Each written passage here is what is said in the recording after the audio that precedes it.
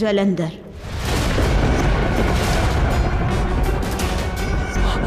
அப்படி என்றால் கர்ம பலனின் அடிப்படையில் எனக்கு தண்டனை வழங்கப் போகிறீர்களா? மரணம் அல்ல, முக்தி.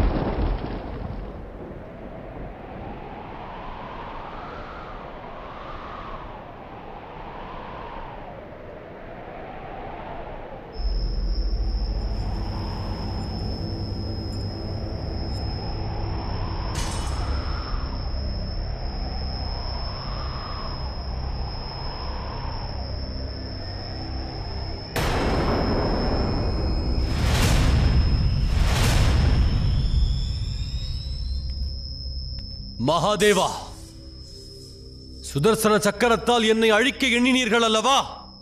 எனவே என்னை அழித்து விடுங்கள். ஏன் அழிக்கவில்லை? என் அழிவோடு தாங்கள் புரியும் இவ்விளையாட்டு என்ன?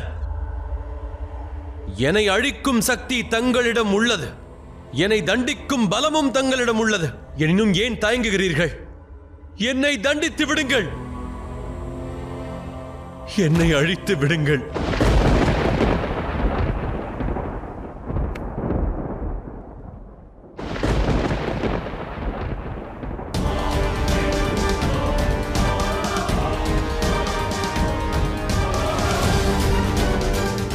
இது மாயையா அல்லது உண்மையா?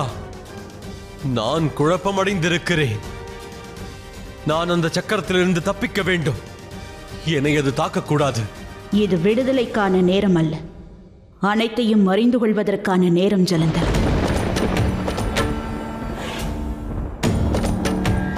நீ மகாதேவரின் இடத்தை அடைய முயற்சி செய்தாய். ஆனால் ஒன்றை மறந்துவிட்டாய்.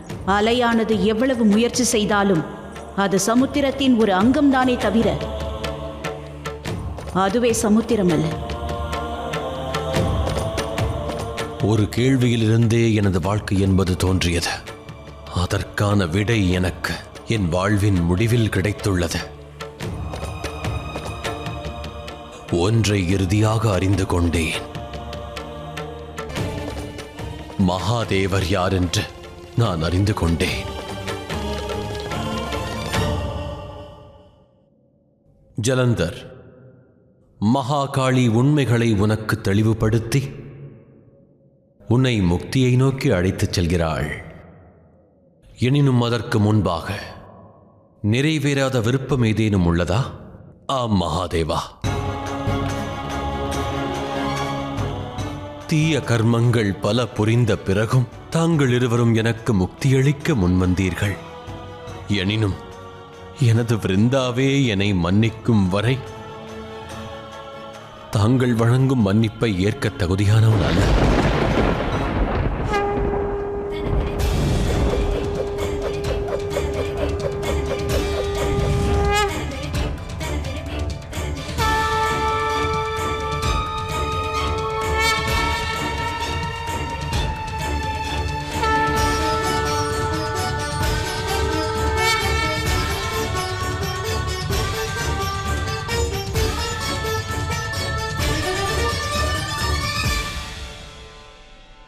என்னை மன்னித்து விடுவிருந்தா,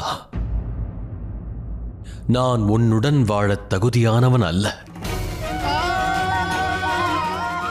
உனக்காக நான் மனைவி என்ற ஸ்தானத்திற்கு எம்மதிப்பும் வழங்கியதில்லை.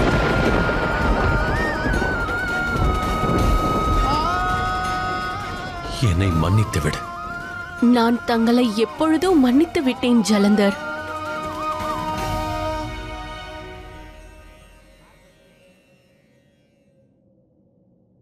தாங்கள் அளித்த வாக்கை நிறைவேற்றியதற்கு நன்றி தாயே. நான் பாக்கியசாலி ஆவேன். இப்பொழுது ஆனந்தமாக உள்ளேன். வாழ்க்கையில் இணையாவிட்டால் என்ன? மரணத்திற்கு பிறகாவது நானும் ஜலந்தரும் நிரந்தரமாக ஒன்றாகிவிட்டோமே.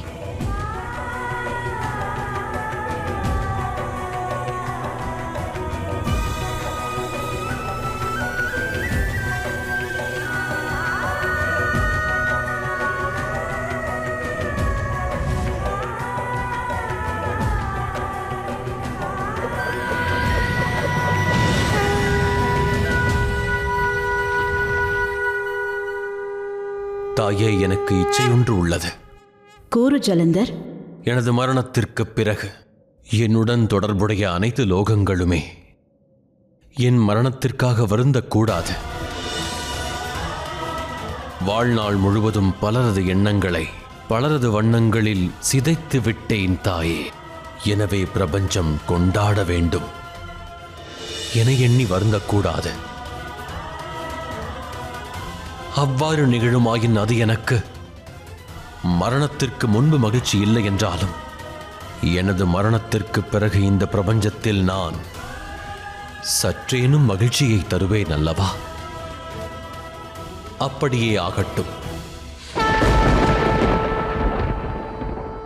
தேவர்கள் மட்டுமல்ல, அசுரர்களும் உனது வாழ்வின் ஒவ்வொரு கணங்களையும் எண்ணிக் கொண்டாட கைலாயத்தில் ஒன்று கூடுவார்கள்.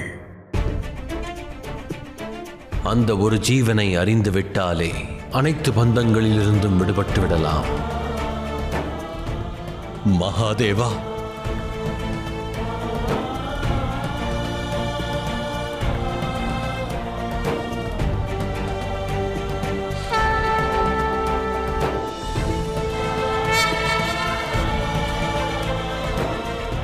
தாங்கள் எனக்கு முக்தி வழங்குங்கள் தாயே. முக்தி அளித்து விடுங்கள்.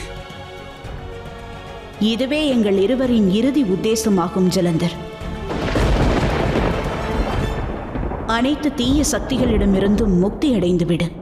இதுவே உனது அழிவாகும். இதுவே உனது ஆரம்பமும் ஆகும்.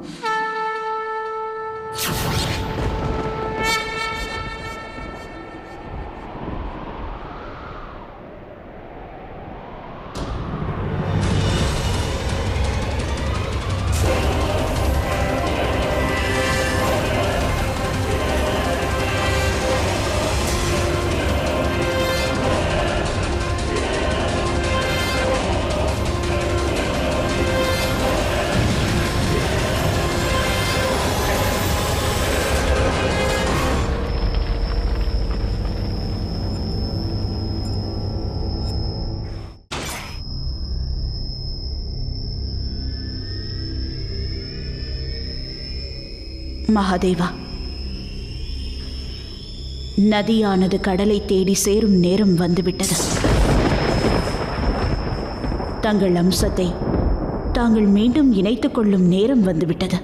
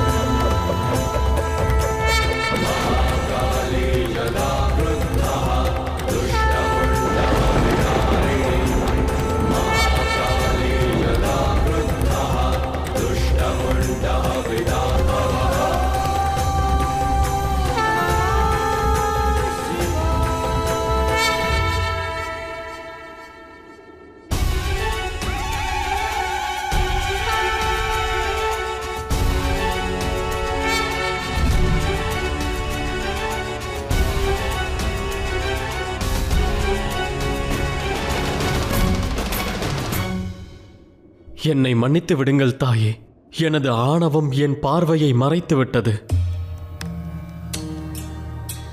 அதனால்தான் இத்தனை பிரச்சனைகளும் துவங்கியது. அதனால் இந்த பிரபஞ்சமே துன்பத்தில் ஆழ்ந்து விட்டது. தேவேந்திரா, காலச்சக்கரத்தின்படி நடப்பவை தானாக நடப்பதல்ல. விதியின்படி நடக்கும் அனைத்துமே நடந்தே தீரும்.